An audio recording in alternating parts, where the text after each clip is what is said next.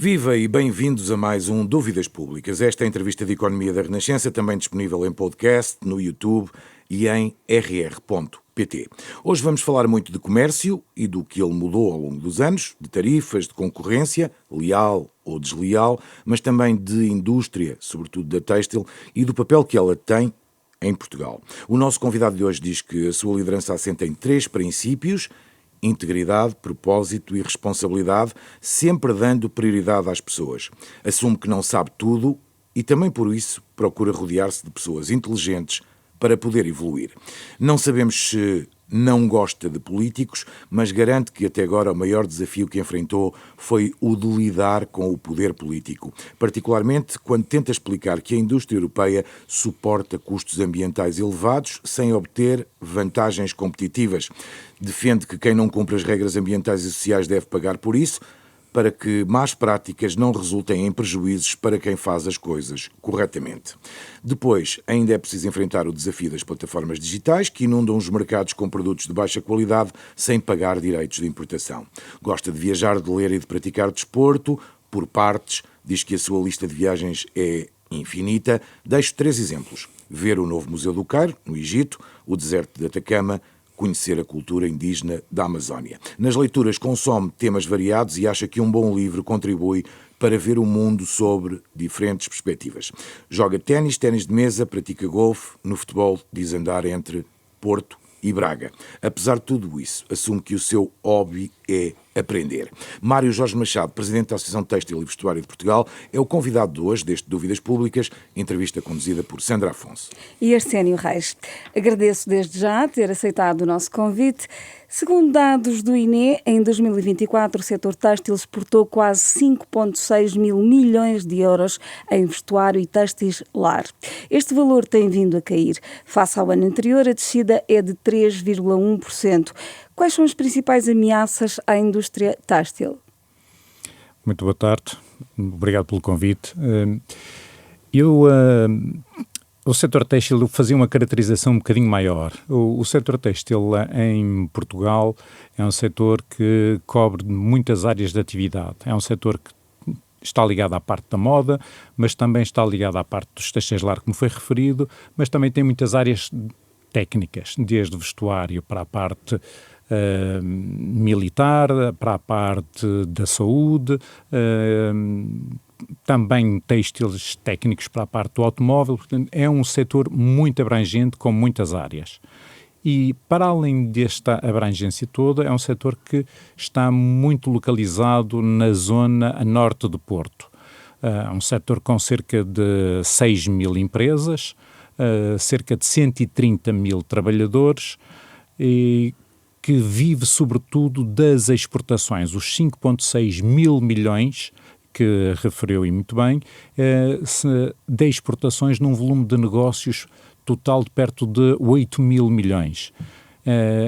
O mercado interno, o mercado português, é um mercado com alguma importância, mas longe de ser o principal mercado deste setor. Daí que este setor está muito aberto à concorrência internacional. É um setor que está muito exposto à concorrência internacional. O que tudo o que se passa a nível do internacional tem muito impacto no nosso volume de negócios e, neste caso, nas exportações. Dando um exemplo, a guerra na Ucrânia influenciou diretamente aquilo que é o volume de exportações deste setor? Claramente. Nós, e às vezes esquecemos de que nós estamos numa economia de guerra. A Europa tem uma guerra dentro da Europa e isso tem vários reflexos. Eu podia dizer aqui assim e apresentar estes resultados de uma forma, eu quase que diria, muito positiva, porque as importações da União Europeia, em termos de têxtil e vestuário, no ano de 2023 caíram 17%, e as exportações portuguesas para a União Europeia caíram 5%. Quer dizer que nós ganhamos muita cota de mercado. E o mesmo se está a passar agora com o ano 2024. Nós caímos perto de 4%, mas as importações da União Europeia caíram perto de 8%. Quer dizer que nós, estando a diminuir as nossas exportações, estamos a ganhar cota de mercado porque os outros países fora da União Europeia que concorrem com Portugal dentro do fornecimento destes diferentes países têm vindo a perder mais cota de mercado, o que mostra que nós estamos a fazer bem. Estamos todos a perder, mas Portugal está a perder menos. Mas, por outro lado, desculpe quebrar o seu raciocínio, há cada vez mais consumidores europeus a comprar pela internet. No último ano, gastaram 4,6 mil milhões em compras de baixo valor até 150 euros fora da Europa. A maioria, segundo os dados da Comissão Europeia, mais de 90% veio da China. Tem alguma estimativa do impacto desta concorrência chinesa na produção nacional? Esses números, a única coisa que tenho para dizer, e eu estou a acabar de chegar de Bruxelas, é que provavelmente são muito superiores àquilo que são as estimativas. Porquê? Porque tem exatamente a ver com isso. A maior parte desses valores são estimativas por... grande parte dessas mercadorias estão a entrar na União Europeia debaixo da regra que nós chamamos de mínimos, que é mercadorias que têm um valor abaixo de 150 euros não têm que fazer declaração alfandegária. E isso abre a oportunidade para que as quantidades que estejam a entrar e o controle desse tipo de mercadoria seja reduzido, para não dizer inexistente. Estes 4,6 mil milhões são uma estimativa por defeito. Exatamente. Eu já vi valores muito superiores a esses, já vi estimativas muito superiores a essas. De quanto? Pode-nos dar uma ideia? Cerca de 5 vezes superior a isso. Portanto, estamos aqui a falar de situações que podem ser dentro da União Europeia, podem ser situações gigantescas. E isto é uma das situações que nós, na Europa, aliás, como nos Estados Unidos e posso dizer também no Brasil, foi criado um mecanismo para lidar com pequenas importações de pequenas coisas, portanto, que fosse pequenos valores, não teria que cumprir o mesmo tipo de regras, só que houve grandes organizações, como essas plataformas, que perceberam que aquilo que seria para simplificar a vida de algumas pequenas organizações está servido de porta de entrada para grandes organizações colocarem grandes quantidades de volume, muitos mil milhões de euros dentro da União Europeia e no caso também dos Estados Unidos, sem o respectivo acompanhamento e sem pagar os respectivos impostos que todas as outras empresas têm que pagar, que operam dentro da União Europeia, porque é dos impostos que os governos depois têm de fazer a sua gestão do orçamento, e essas organizações estão a aproveitar-se desse buraco na legislação para tirarem uma vantagem competitiva muito importante. Antes de entrarmos nas consequências, ainda em relação ao impacto, tem valor sobre o impacto destas vendas para Portugal da China na indústria nacional? Não há números feitos com estudos com rigor científico. Aquilo que eu posso dizer é que, quer na Associação Têxtil Portuguesa, na ATP, quer nas outras associações congêneres pela Europa, nós temos muitos colegas nossos que dizem que há uma diminuição importante do seu volume de negócios. Esta ligação, seguramente que existe, quantificá-la neste momento é um exercício difícil de fazer. Eu vi ainda há algumas semanas atrás, houve um jornal americano que fez algum trabalho de investigação e eles conseguiram associar uma série de encerramentos de empresas nos Estados Unidos ligados a este tipo de plataformas. Eu sei que em Portugal nós estamos a procurar fazer um trabalho, nós ATP e juntamente também com alguma empresa, com alguns jornais, fazer algum trabalho idêntico para procurarmos perceber de uma forma mais detalhada o impacto que tem esta situação dentro da estrutura, que é a estrutura da produtiva têxtil.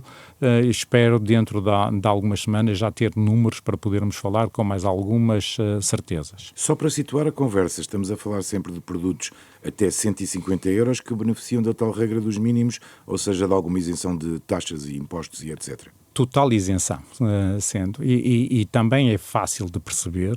Só para as pessoas também perceberem que compras de 150 euros podem dar volumes de muitos mil milhões, não é? Exatamente. A questão é na Europa, o último valor que eu tive a oportunidade de ver é que estavam a aterrar cerca de 40 aviões por dia com este tipo de mercadorias, só de avião. Portanto, 40 aviões por dia já dá para ter uma pequena ideia da dimensão que este tipo de pequenas quantidades está a gerar. Portanto, estamos aqui perante um novo modelo de negócio. E este novo modelo de negócio irá causar, porque depois tudo isto vai ter um impacto numa série de outros aspectos, nomeadamente que têm a ver com circularidade, tem a ver com a segurança dos produtos em termos de... Era isso que queríamos perguntar. Já lá vamos. Antes disso, Bruxelas está preocupada, obviamente, com a qualidade dos produtos importados por plataformas, ainda não lhes demos nome, mas estamos a falar da Shein e a Temu, as grandes plataformas de venda de vestuário. A indústria nacional decidiu tomar medidas. Quer explicar que medidas são essas? Aquilo que nós estamos a fazer, e estamos a fazer quer a nível do governo português, quer a nível da Comissão Europeia, e ontem mesmo eu estive com o Comissário Europeu do Ambiente, em que lhe transmiti a preocupação sobre este tipo de concorrência e este tipo de concorrência que está a tirar vantagens do ponto de vista fiscal. Portanto, é uma concorrência que se está a aproveitar de algum tipo de vantagem fiscal relativamente às empresas europeias, à indústria europeia, mas também sobre a situação que tem a ver com as questões da segurança dos próprios consumidores, porque um consumidor, quando está a comprar um artigo, tem como expectativa de que aquele produto está a cumprir as regras que para um produto poder ser vendido na União Europeia. E neste momento nós não temos esse tipo de segurança e esse tipo de garantia. A reunião que eu tive com os membros da Comissão Europeia foi que estavam a trabalhar no assunto, que estavam a fazer perguntas a essas plataformas para perceberem da parte dessas plataformas quais eram os mecanismos que eles tinham, mas, muito sinceramente, isto é uma situação que já se vinha a passar há alguns anos e ainda estamos na fase das perguntas.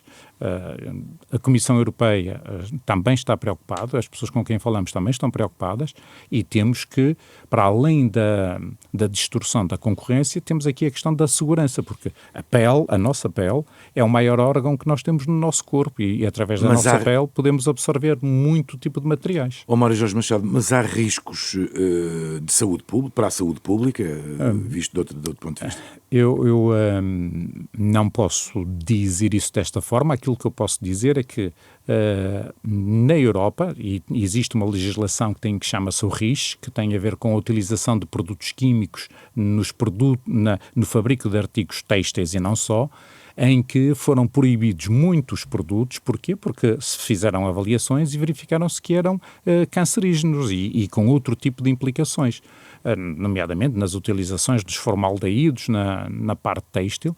E nós, na Europa, os produtos são produzidos na Europa, não podem conter esse tipo estão proibidos. O que vem fora da Europa, não existe neste momento este tipo de garantia, especialmente se quem os está a vender não se sentir obrigado a ter de cumprir esse tipo de cuidados de que tipo de produto está a utilizar, porque sentirá ou poderá sentir que não existe controle, porque sai do fabricante e vai para a casa do consumidor. Portanto, não há nenhum tipo de controle, nenhum tipo de avaliação e isso pode, eu repito, pode trazer riscos. Nós estamos, isso é uma situação que também nós estamos fizemos algumas compras de alguns produtos e junto do centro tecnológico estão a ser testados, porque também queremos ver, mas são à amostra, nós compramos meia dúzia de produtos e chegam milhões. Tem algum tipo de conclusão dessas análises que foram feitas? Ainda não temos resultados dessas análises, mas esperamos também, porque são análises que demoram também vários dias para ser feitos e e as coisas têm de ser feitas com muito cuidado, porque a última coisa que também pretendemos é ter resultados que não sejam o mais correto possível. Mas serão resultados que não serão muito diferentes daqueles que obteve a Euratex, a Federação Europeia do Setor, que fez um exercício semelhante, tanto quanto sabemos. Exatamente. A Euratex fez um exercício semelhante e numa parte dos produtos foram encontradas quantidades de substâncias que não poderiam ser utilizadas se tivessem sido produzidos dentro da União Europeia. E para quando é que podemos esperar as conclusões dessas análises que mandaram fazer? Essas análises dentro de 2 semanas estarão prontas. Uhum. E isso pode levar a que tipo de medidas por parte de Portugal, independentemente das que forem tomadas pela União Europeia? No caso, Portugal, tudo que é situações que têm a ver com as questões de fronteira, é política, está debaixo do domínio da União Europeia. Exatamente, portanto, Portugal é aqui, nós quando negociamos tratados comerciais, são da União Europeia. Agora, com os Estados Unidos, nós não podíamos dizer, ou como Itália, tem a primeiro-ministro que há mais algumas afinidades com o Sr. Trump, e então a Itália teria algum tratamento preferencial. Não pode acontecer porque Itália está dentro da União Europeia. Quase que diria o oposto de Espanha. Espanha, como o Sr. Sánchez não tem tanta proximidade com o Sr. Trump, poderia vir a ser prejudicada por esta situação. Também não é verdade, porque como está dentro da União Europeia, portanto, estas regras são regras que se aplicam a nível da União Europeia. E em relação à invasão fiscal, ao facto de muitas empresas, muitas destas compras acabam por surgir sem pagamento do respectivo IVA ou taxas aduaneiras, o que é que pode ser feito? O IVA, a regra do IVA é ligeiramente diferente. O IVA só está isento se o valor for abaixo de 20 euros. Mercadoria que venha com um valor abaixo de 20 euros fica isenta de IVA. O que é que nós constatamos também nas compras que fizemos é que não veio nenhuma fatura a acompanhar as mercadorias. Portanto, as mercadorias chegam, o consumidor não tem nenhum documento que mostre o valor a que está a ser faturado e o IVA que foi pago. Portanto, estamos sempre a presumir que depois essas empresas vão fazer a declaração do IVA de acordo com a realidade. Portanto, estamos todos na expectativa de que vá ser declarado o IVA correto pelo valor que compraram. Eu posso dizer que eu tenho um amigo, no caso não se passou comigo, passou-se com um amigo, em que comprou uma mercadoria, que por acaso era da área mais da eletrónica, em que a pergunta que ele teve depois foi se o valor da mercadoria que comprou seria por 7 euros. Ele, na altura, disse que sim, sem pensar no assunto, mas na realidade aquilo tinha-lhe custado 110 euros. Portanto, agora é fácil perceber, não é? Porque os 7 euros não pagam IVA, 110 teriam que pagar IVA. Portanto, há aqui estas situações das autodeclarações e não haver também um acompanhamento do ponto de vista de uma fatura, a acompanhar a fatura, dizer qual é o número da fatura, qual é o valor da mercadoria, qual é o IVA que está a ser pago, tudo obrigações que quem vende na Europa tem, e muito bem, para estarmos todos em pé de igualdade, senão isto tornar-se-ia numa situação muito complicada do ponto de vista da gestão da cobrança daquilo que são os impostos devidos para estarmos todos dentro das mesmas regras, não é?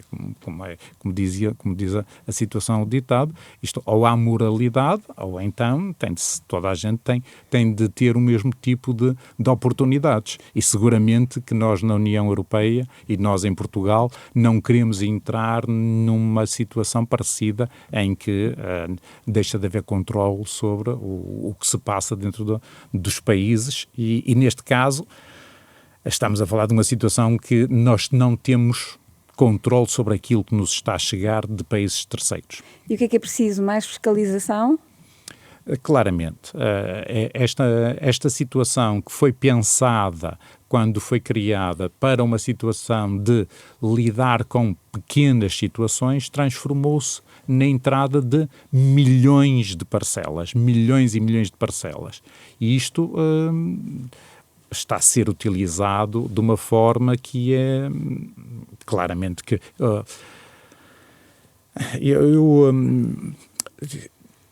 está-se legal, não é? Isto neste momento, de acordo com a legislação atual, é legal. Então é preciso mudar a legislação. Exatamente. Começar por aí, não é? Exatamente. Daí é que tem de ser mudada a legislação. Mas já agora, aproveitando a sua deixa, Donald Trump, por exemplo, no caso dos Estados Unidos, já tentou congelar as chamadas compras mais baixas. Para os Estados Unidos estão abaixo dos $800. Agora agravou tarifas sobre as importações chinesas, 10%. É este o caminho? Ou seja, estas medidas serão eficazes, na sua opinião? Sim, o caminho tem de passar por aí. Nós temos que perceber de que quando alguém está a abusar do sistema, a abusar daquilo que era a intenção inicial, tem de ser encontrado aqui um limite. Nós temos que dizer, olha, isto só pode ser, pequenas parcelas só podem ser faturadas, não sei, estamos a falar,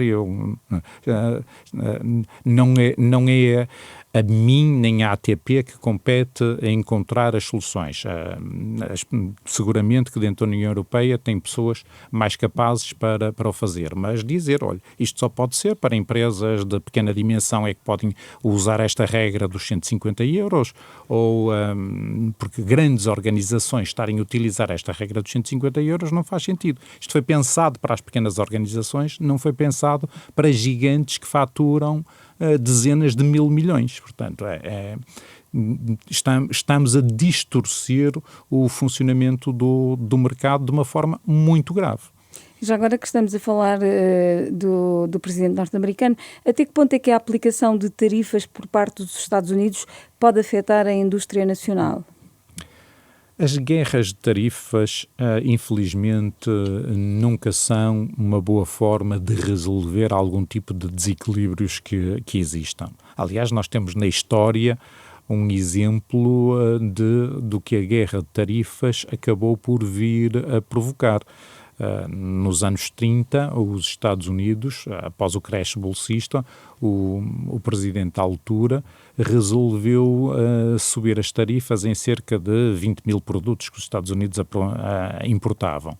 E com essa subida das tarifas, houve uma série de empresas na Alemanha e no Japão que acabaram por fechar, porque não conseguiram vender para o mercado americano, que também estava a atravessar uma depressão provocada pela crise que teve em 29. Esta associação, o que é que isto provocou? Provocou, quer na Alemanha, quer no Japão, muito desemprego. E esse muito desemprego deu origem a um discurso populista pelo partido nazi e pelo Hitler, que as pessoas foram atrás desse discurso de descontentamento. E no Japão também houve uma situação de um discurso mais pró-militar, também baseado na mesma situação, do descontentamento das pessoas por estarem numa situação económica difícil. E quando existe uma situação económica em que as pessoas estão insatisfeitas, estão mais dispostas a acreditar em discursos mais populistas que lhes prometem soluções fáceis para problemas mais complicados. Nós na história já vimos, e esta é uma das situações, é factual. E acha que estamos a regressar a uma fase desse tipo? Eu espero muito bem que não, mas a história não se repete, mas há algumas aprendizagens que temos que fazer para não haver aqui assim semelhanças. E esta é algo que a todos nós nos deve preocupar. Por isso, a solução de tarifas, de incrementar tarifas, de incrementar guerras tarifárias.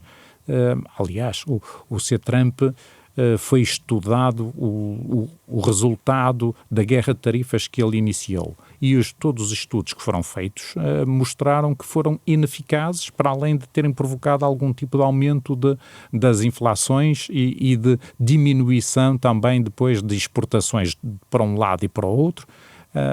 Temos o caso nos Estados Unidos, foi o caso da soja, em que a China aplicou também aos Estados Unidos uma contramedida na soja dos Estados Unidos. E o que é que aconteceu? Quem saiu beneficiado foi o Brasil, que aumentou muito as exportações de soja para a China. E o governo americano teve que dar apoio aos agricultores americanos que perderam as suas exportações para a China. Portanto, voltando à indústria têxtil, no caso de Portugal, o impacto será sempre limitado.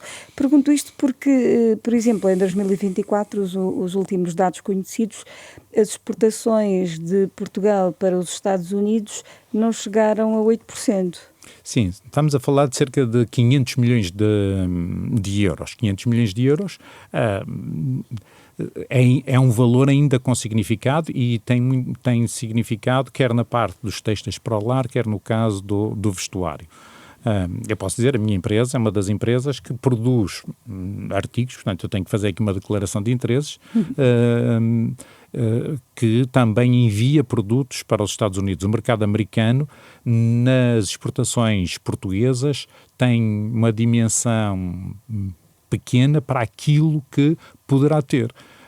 Uma das situações que eu tenho referido muitas vezes a colegas do setor é que nós deveríamos trabalhar mais e comunicar mais dentro do mercado americano as vantagens de produzir dentro de Portugal, dos produtos portugueses, porque sempre que eu vou falando com algumas das marcas americanas que estão a comprar em Portugal, depois de conhecerem a cadeia produtiva e a capacidade do setor, a capacidade em termos de inovação, em termos de design, a qualidade dos produtos, todos eles dizem, eu já devia estar a trabalhar com Portugal há mais tempo.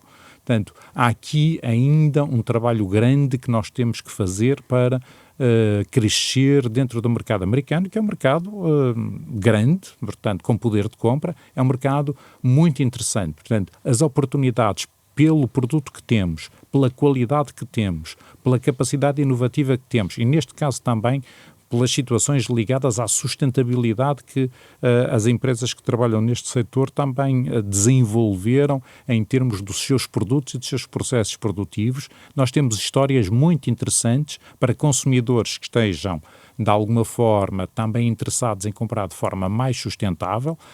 Tem muito nesse ponto também, temos aqui assim grandes oportunidades. É verdade que uma guerra comercial vai complicar muito este tipo de aproximação. Vamos então olhar um bocadinho melhor para também, digamos, o retrato da nossa indústria têxtil, que está a exportar menos, falamos disso há pouco, tem vindo a perder algumas empresas e alguns empregos, mas também se está a renovar e prova disso é que está a ganhar, por exemplo, cota de mercado, como também já mencionou. Mas como é que descreve hoje o setor? É uma indústria ainda de baixos salários, como se falava há muitos anos atrás, sempre que se falava do Val do Ave, digamos assim? A indústria, e eu vou voltar a repetir, na indústria a competitividade, o preço dos produtos é sempre uma componente muito importante e as empresas, para sobreviverem, têm de ser concorrenciais no custo dos seus processos produtivos. E isso tem vários fatores. Um dos fatores é os salários. Em Portugal nós falamos muito dos salários e falamos menos dos impostos que estão associados aos salários. Se em Portugal uma empresa quiser pagar a um trabalhador da empresa, uma empresa que pague um salário de 2.000 euros líquidos por mês a um trabalhador, os encargos para a empresa mensalmente vão andar perto dos 3.600, alguma coisa por aí. Se esse mesmo trabalhador estivesse na Holanda, a empresa, para pagar os mesmos 2.000 euros, teria um encargo de 3.000 e poucos euros. Portanto, o esforço, o custo para a empresa em Portugal, para um salário de 2.000 euros, é muito superior ao custo que uma empresa tem na Holanda. Portanto, dito de outra forma, é mais barato para as empresas pagarem salários altos numa grande parte dos países europeus do que em Portugal. Portanto, é exigido um esforço muito grande às empresas em Portugal para o custo, um dado custo do salário. Deixa-me fazer-lhe a pergunta de outra maneira, só talvez para nós entendermos. Isso eu percebo, ou seja, o salário médio em Portugal é bastante mais baixo que o salário médio na Europa. O que eu estava a tentar perceber era se o salário médio na indústria têxtil continua a ser bastante mais baixo que o salário médio a nível nacional. Os valores que temos hoje em termos do setor têxtil, em termos dos salários, e isso há uma comparação, e a Pordata tem essa comparação feita de uma forma interessante, a nível da indústria está dentro da média do setor. Não é, se me perguntar, olha, e os salários são salários elevados? Não, claramente que não são. Há margem para eles continuarem a crescer, desde que a produtividade cresça. Isto é, agora voltamos à situação. A pergunta não é se as pessoas ganham pouco, porque se me perguntarem a mim, ou se lhe perguntarem a si, se ganha pouco, a primeira resposta que todos nós damos é que sim, que ganhamos pouco. A pergunta é um pouco ao contrário, o que é que as organizações têm de fazer para conseguirem ter produtos de maior valor, serem feitos com maior produtividade para conseguir pagar maiores salários. Portanto, isto tenho que dizer de uma forma clara, isto de dizer que os empresários é que são mais pessoas que querem pagar baixos salários, essa é uma discussão e é uma discussão um bocado estéril, porque eu não conheço pessoalmente empresários que a preocupação deles seja como é que eu vou pagar salários baixos. Não, os que eu conheço é como é que eu vou pagar salários melhores. Esta é a grande diferença. E aqui a questão é as empresas terem instrumentos, flexibilidade para conseguirem ter melhores equipas, poder pagar melhores salários às suas equipas e as empresas poderem ser mais lucrativas, porque tem tudo a ver com isso. Uma empresa que não consegue ser lucrativa porque tem muitas amarras, depois isso reflete-se também nos salários que são recebidos. Portanto, outro objetivo das empresas é reinvestir, lá está, para serem lucrativas. E com processos cada vez mais automatizados e robotizados, deverão continuar a diminuir os postos de trabalho nesta indústria? Estamos a entrar num tema muito interessante. A utilização agora das novas ferramentas de inteligência artificial e das novas ferramentas e dos novos mecanismos, como nomeadamente a parte da robotização, sem dúvida que vai dar oportunidade para haver um crescimento dos salários. Nós já vimos isto a acontecer noutras situações, nomeadamente e no caso do têxtil, aliás, os luditas na área de Manchester foram uma das organizações que andavam a destruir os tiares automáticos ou os tiares mecanizados versus os tiares manuais, porque era exatamente a grande questão as máquinas automatizadas iriam substituir e fazer com que as pessoas perdessem os seus empregos. Uhum. Exatamente. Portanto, nós já vimos isto acontecer várias vezes. Mas o que é que obrigou? Obrigou sim, é que as pessoas tiveram de sair da sua zona de conforto e tiveram que adquirir novas competências, novas capacidades. E é exatamente disto que nós estamos a falar. Isto aqui é uma excelente oportunidade para todos nós termos que adquirir novas competências. É uma área, neste momento, e aquilo que se tem passado nestes últimos meses, desde este último ano, desde que foi lançado o ChatGPT e agora todos estes novos modelos dos LLMs, Large Language Models, que têm vindo a aparecer e que estão continuamente a aparecer, vão provocar uma grande forma das organizações terem de mudar e requalificar as suas pessoas. Hoje, quem não estiver a trabalhar e não estiver a procurar soluções utilizando estas novas ferramentas, essas empresas e essas pessoas vão ter dificuldade em adaptar-se. Estamos na mesma situação de quem trabalhava num tiar manual e não quis adquirir competências para depois trabalhar num tiar automático, depois teve mais dificuldade em arranjar um um trabalho com mais valor acrescentado para termos um salário melhor. Estamos exatamente no mesmo plano. E estamos a falar de melhores salários, melhores empregos, mas menos empregos? Nós, os menos empregos, voltamos à situação. Depende dos empregos e é uma pergunta interessante, porque e voltamos também à mesma situação daquilo que estávamos a falar na altura da Revolução Industrial. Não vai falar outra vez dos luditas. Não, eu vou falar das horas de trabalho. Nós provavelmente estamos a entrar em algo que todos nós pretendemos, que é cada vez trabalharmos menos horas e termos mais tempo disponível. Esta pode ser aqui uma grande oportunidade, porque a questão do salário tem a ver com o valor que a organização para a qual nós trabalhamos é capaz de produzir. Portanto, se eu com menos horas, mas com mecanismos que me permitem ser mais produtivos, eu posso trabalhar mais horas. Nós já há bastante tempo que deixamos de trabalhar às 50 horas. Posso produzir mais em menos horas. Exatamente. Portanto, nós estaremos aqui, estas novas ferramentas podem ser aqui uma oportunidade muito interessante também para nós podermos produzir mais trabalhando menos horas. Aqui também...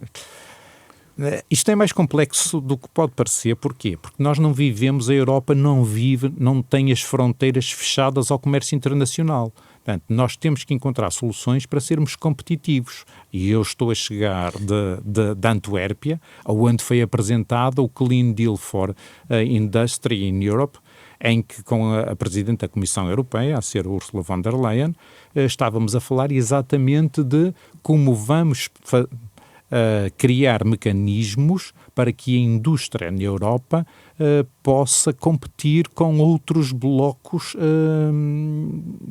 geográficos. Um dos caminhos, que já falou, aliás, mais do que uma vez, é essa forte aposta na inovação. A questão é saber se Portugal e a Europa, apesar dessa aposta, vão conseguir competir com a produção que chega, por exemplo, da China, e é inevitável falar do exemplo chinês. E como é que vamos conseguir competir? E esse foi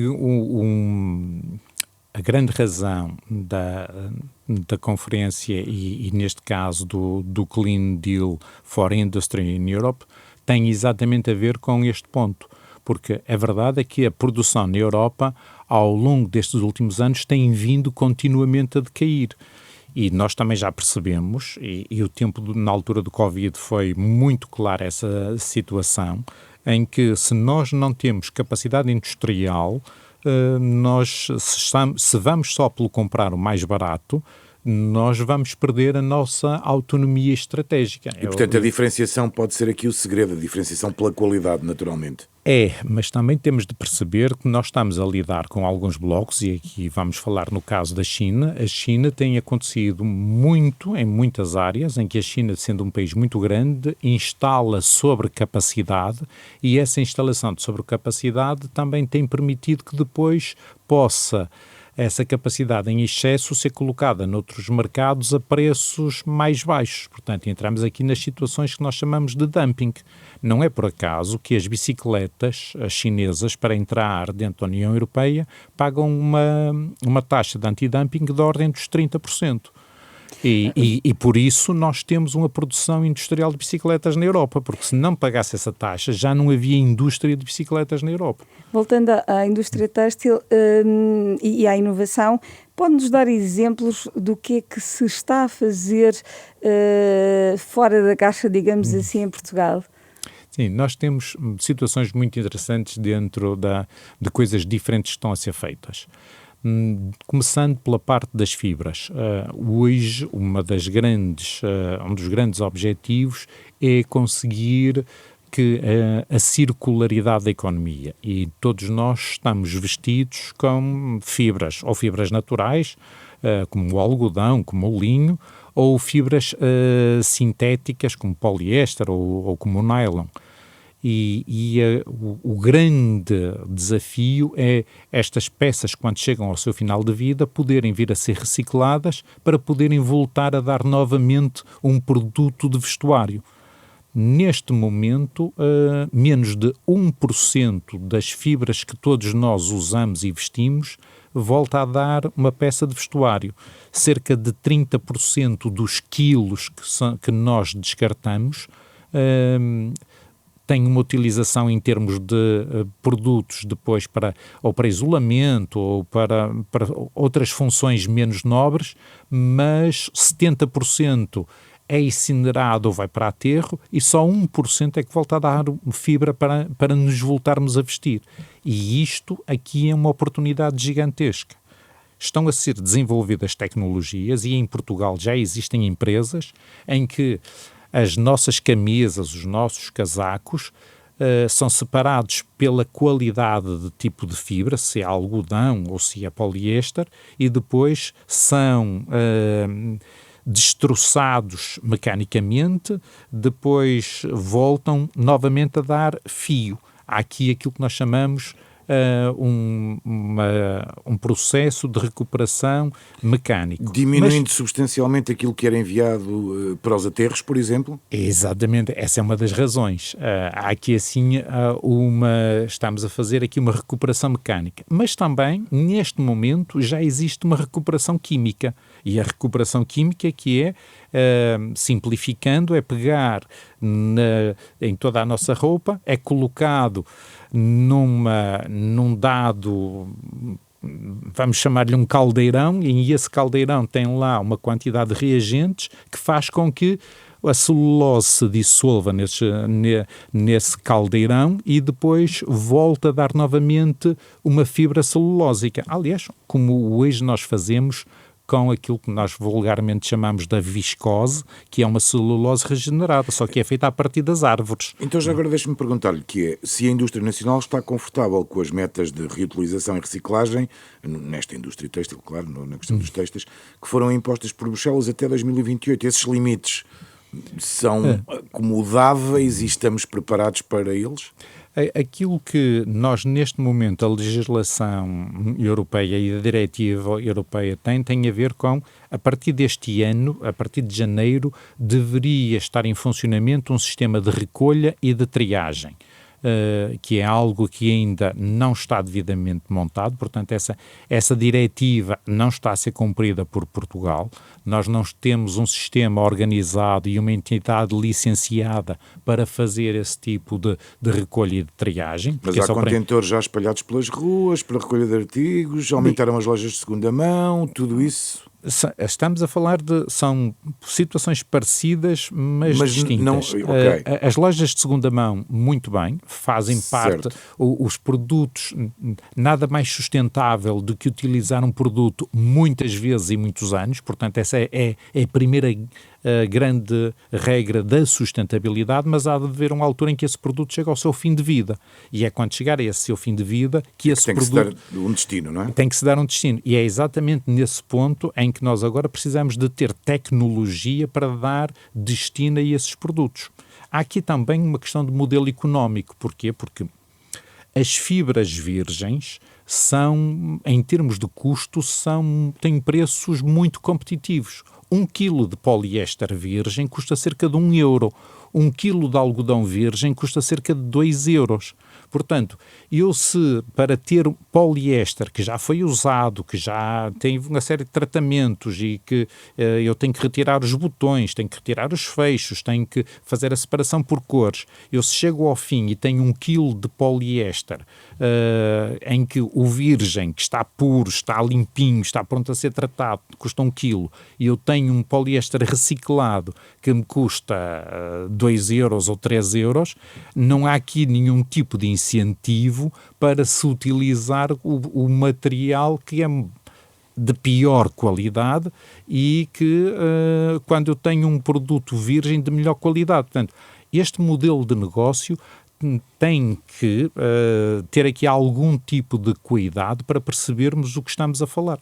E eu não tenho dúvida, nós todos na Europa, quando comprarmos uma peça de vestuário, vamos ter que pagar para esse produto vir a ser reciclado. Portanto, para quê? Exatamente para fazer este equilíbrio com as fibras virgens. Portanto, é algo que os consumidores, nós já começamos a pagar pelos sacos plásticos no supermercado, mas sempre que comprarmos uma peça de vestuário, vamos ter que pagar também para a reciclagem desse produto. Essa regulamentação está a ser preparada por Bruxelas.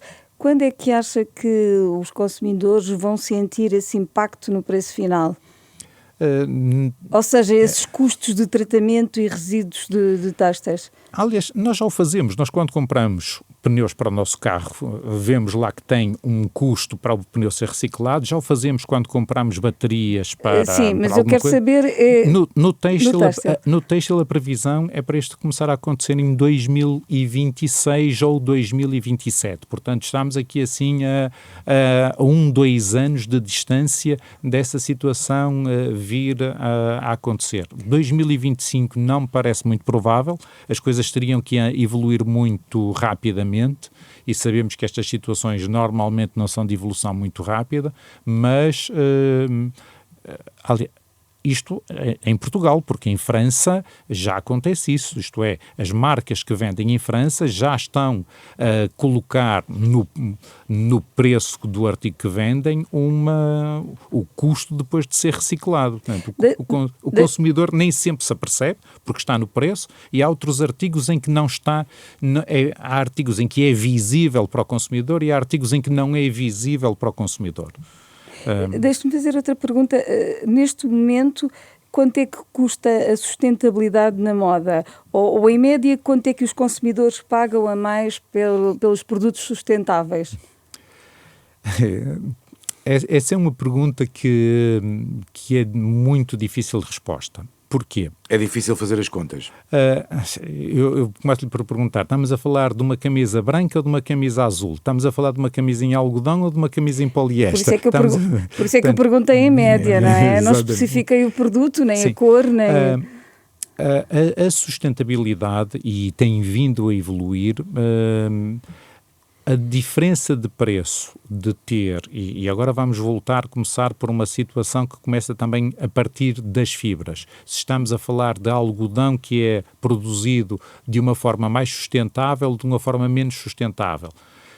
Tudo isso tem impacto no final. Se me perguntasse um valor em termos de médio, eu diria que estaríamos a falar algures entre os 10% aos 30%.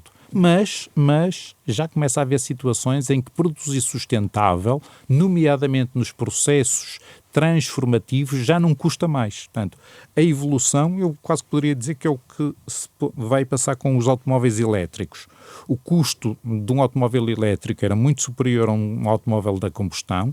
Os preços dos elétricos, porque o preço das baterias está a baixar, vai haver uma altura em que vão andar a um preço muito semelhante, porque a tecnologia, e eu volto a referir isso e era a pergunta de há instantes, a tecnologia vai permitir com que estes processos mais sustentáveis, ganhando escala, se possam vir a ter custos produtivos idênticos aos produtos menos sustentáveis e, eventualmente, até menores, porque vai ter menos consumo de água, de energia. Não me respondeu qual é o custo médio da sustentabilidade. Foi isso que eu disse, foi algures entre os 10% a mais aos 30% a mais relativamente aos processos menos sustentáveis. Mas, eu volto a repetir, hoje já existem situações em que produzir sustentável tem um custo menor do que produzir não sustentável. Eu vou-lhe dar um exemplo, e é o caso da minha empresa.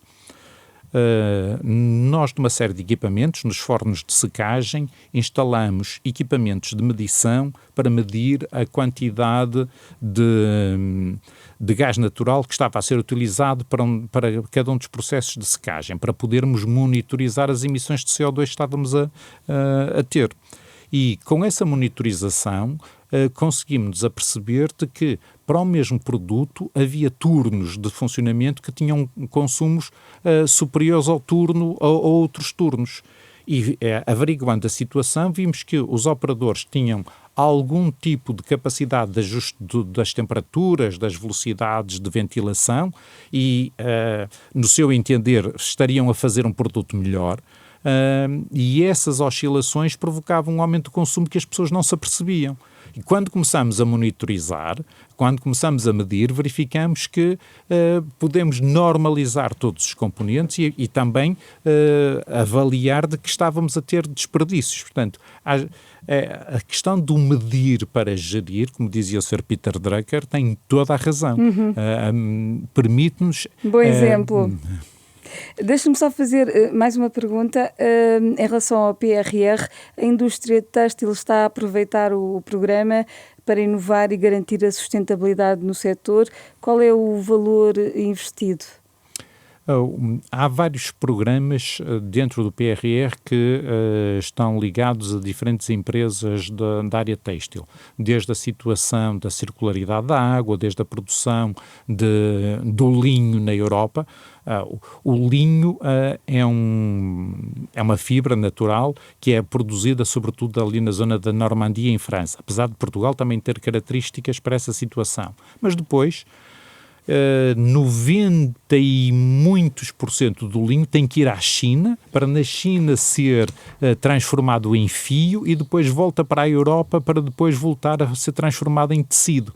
Portanto, nós na Europa perdemos a capacidade de fazer produtos, fazer o fio a partir do linho. Perdemos esta base industrial toda para a China. Voltamos à conversa da sobrecapacidade.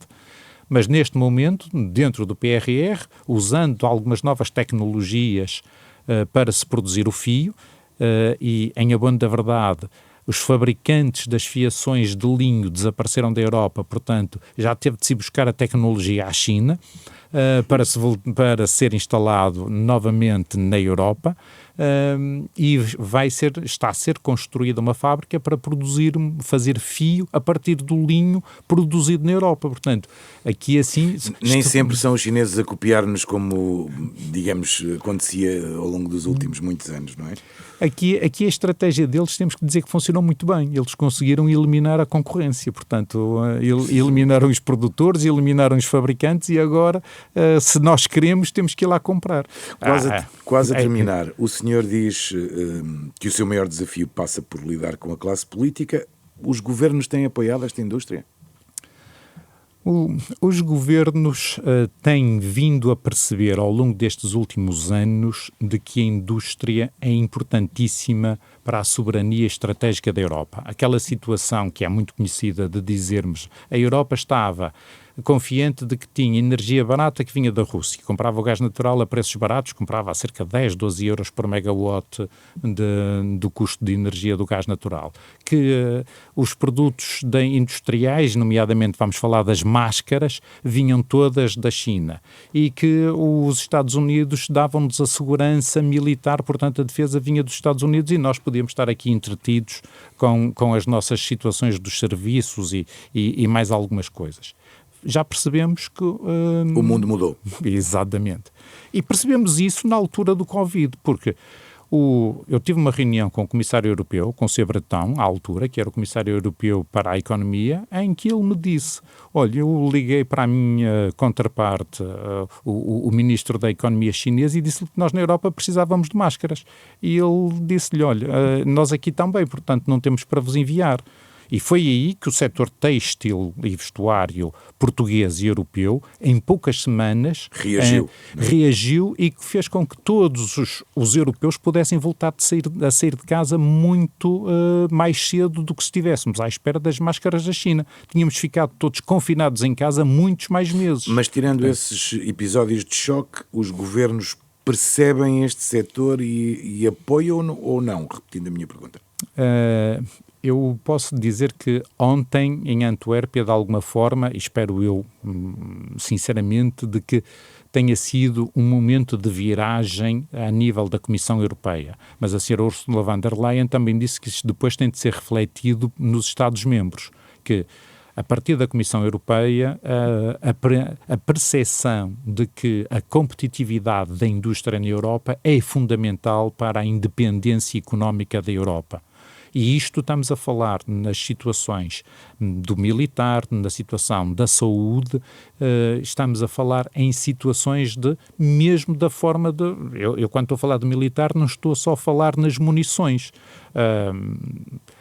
há muitos exércitos europeus, e nomeadamente o português, que compram os seus fardamentos fora da União Europeia. Se porventura temos algum problema com desses países, podemos cair um pouco naquela situação do rolo solnado de dizermos que só podemos começar a guerra quando o nosso inimigo nos mandar o equipamento para nós podermos começar o combate. Estamos mesmo a terminar, mas não queria deixar passar essa dica, porque logo no início referiu que a indústria têxtil em Portugal também produz vestuário militar. Produz em escala, já com algum tipo de escala, ou produz só para interno ou para exportação? Mais uma vez, voltamos à questão política. Há aqui uma série de limitações, nomeadamente na contratação pública, em que nós defendemos que a contratação pública de material, de produtos estratégicos, tem de ser feita na Europa. Nós temos de ter obrigatoriedade de não comprarmos o mais barato, porque aquilo que está na contratação pública é comprar quem fornece mais barato. Europa ou Portugal?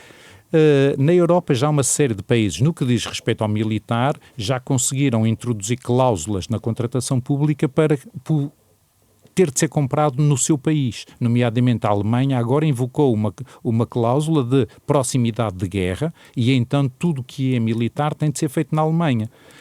Portanto, tem que ser contratos nacionais. Exatamente. E nós, a nível europeu, para não cairmos na fragmentação da Europa, porque nós, como Europa, uma das grandes vantagens, e aquilo que no relatório de Celeta, nós temos que tirar muito mais proveito e continuar a crescer em termos do nosso mercado único, que ainda é muito fragmentado, nós temos que ter políticas que sejam abrangentes para não, agora, os portugueses produzem para o exército português, os alemães para o exército alemão, não. Isto tem de ser transversal na Europa, agora não pode ser fora da Europa. Nós defendemos que a contratação pública tem de ter uma componente muito significativa de produção na europeia. Para quê? Para garantir que mantemos uma indústria na Europa. É por isso, senão os Estados Unidos podiam comprar os F-35 na China, que seguramente seriam mais baratos. Muito bem. Nós estamos mesmo a terminar. Pedimos sempre aos nossos convidados que escolham uma música da sua preferência, não necessariamente a música da sua vida, mas uma de que gostem. Diz-nos qual foi a sua escolha e o que o levou a fazê-la? Eu sempre gostei de música portuguesa e no caso, gosto muito também do Rui Veloso, mas não é por isso.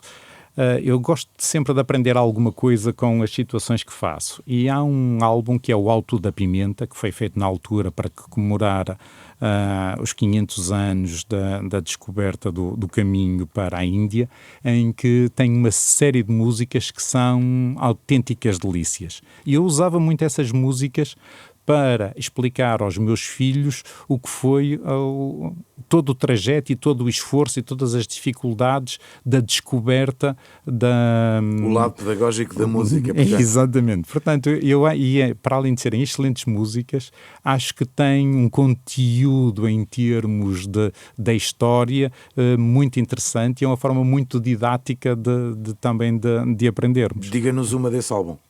É a Idade do Gelo. Não é a Idade do Gelo, é do País do Gelo. Peço desculpa. País do Gelo. A escolha musical de Mário Jorge Machado, Presidente da Associação Têxtil e Vestuário de Portugal, convidado de hoje deste Dúvidas Públicas, a quem, obviamente, agradeço a presença. Um programa com cuidado técnico de Beatriz Garcia, Paulo Teixeira, sonoplastia de João Campelo, imagem de Lara Castro. Até para a semana. Uma boa semana. Muito obrigado.